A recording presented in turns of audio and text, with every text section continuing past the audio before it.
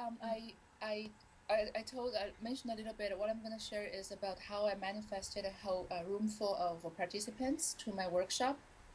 So I know when it comes to manifestation, a lot of people actually are focused on uh, a dream house, dream car, dream vacation, dream, I don't know, relationship, right? So the big ones, I understand that. I actually, when I looked back, I have done it all. Like I bought my condo, I bought it in downtown Vancouver, which, I never thought, I never dreamed that I could afford, but somehow I made it. The relationship with Tim was amazing. The but these were I could say a few years ago I consciously did it, like used the principles that we talked earlier. But thinking about dream vacations, that was like years ago, 10 years ago. I didn't even know the word manifestation. I'm from China, so some words were new for me. I didn't, but I managed to manifest a lot of dream vacations all over the places without me having to pay anything, um, even before I knew this word. So manifestation always works. It's not it's not we make it work. It always works. Just what I guess is a question is what we manifest, right? What do Right. we manifest? Right. Some people, manifest fears, for example. Right. So the reason I want to talk today about the manifesting a room full of participants, that might sound insignificant for a lot of people, but it's principally the same.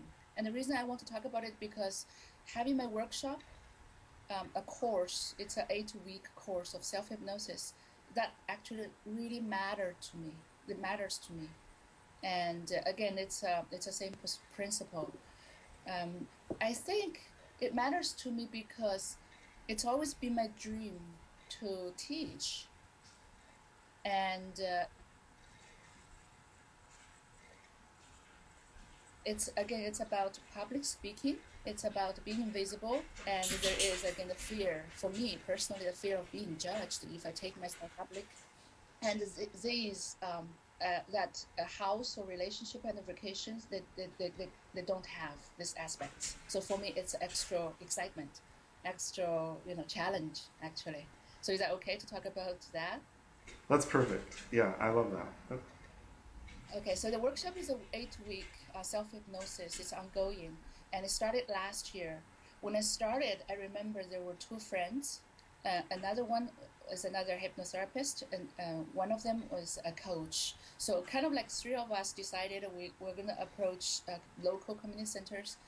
We live in different districts, so it's different community centers, but three of us decided to do the same, to propose a course. Somehow we got all of us got accepted, and now it's about marketing our courses.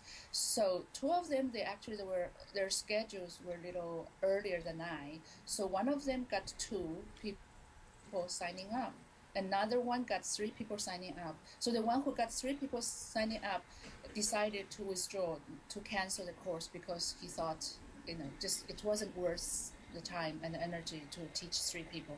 And the one with two people was a coach. She decided to go on for it. But after the first class, I had a chat with her. She just sort of like called herself a failure. So what a failure, it's just she didn't feel good. So ended up my course, there were two people signing up. And I decided to go forward because it was my dream. And I was actually quite excited that, two people wanted to learn what I have to teach. That's kind of exciting because it's new for me anyway. I decided to go. However, there's one person I'm going to teach fully, completely, just because this one person shows up.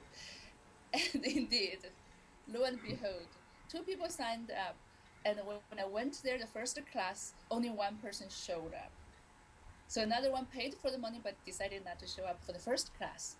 So there I am, my dream teaching, and one person there, and somehow I decided to teach her. because this is start, right? I have to celebrate every single baby step I've taken. So I was excited and told she was a little bit, not comfortable. Like, are you sure you want to teach? Because, you don't get a lot of money out of this. For, absolutely. But I said, yeah, no, I'm committed. If you are committed, I'm committed. I'm going to teach you fully, completely. Absolutely. So we had a good time. I was teaching one person in that class. And Community Center asked me, do you want to go on for the next season? I said, yes, yes. So I said yes to everything. I think that it's just there's an inner motivation, inner drive. It's because I really love to do that. I know that. And that's the thing. That's always there. And then, but somehow when I was teaching her every evening when I finished it, I when I closed the door, I saw all the chairs in the room, and I did see every time I saw people on each seat full of them. I saw it, and it became more and more and more and more clear in my mind.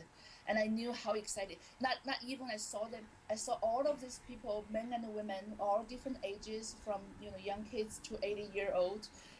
They're just eager to learn self hypnosis to improve their life.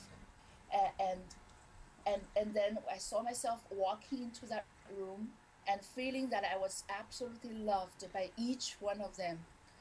And even though some of them might not know that they love me, but they do. That's how I felt. And I feel so good. So every time I taught one or two, each night, but when I closed the door, I always saw that clearly, and I got so excited about it.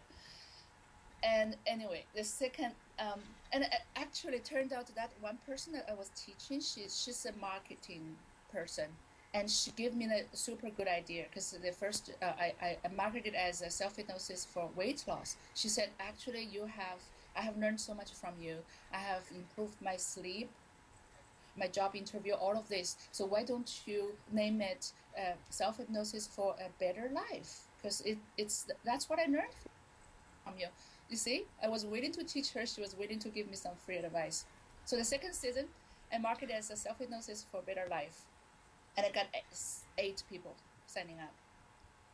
And last season, I got 16 people. 16 was how big the room could hold. So there you go. I don't know. Something was working, obviously.